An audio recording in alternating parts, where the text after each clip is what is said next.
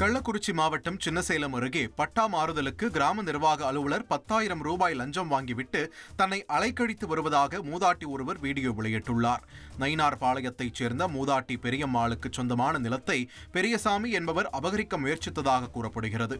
இது தொடர்பான வழக்கில் பெரியம்மாளுக்கு சாதகமாக நீதிமன்றம் தீர்ப்பளித்த போதிலும் பெரியசாமியிடம் பணம் வாங்கிக் கொண்டு அவருடைய பெயருக்கு கிராம நிர்வாக அலுவலர் ரஞ்சித்குமார் பட்டா மாற்றியதாக கூறப்படுகிறது.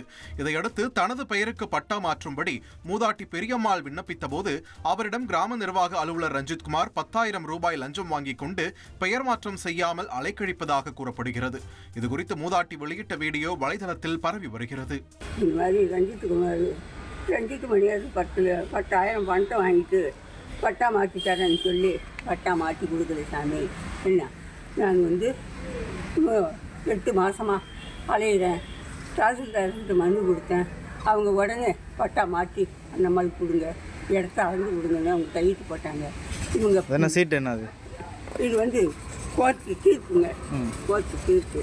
என்ன இதெல்லாம் காட்டி தான் நான் பட்டா மாற்ற சொன்னேன்.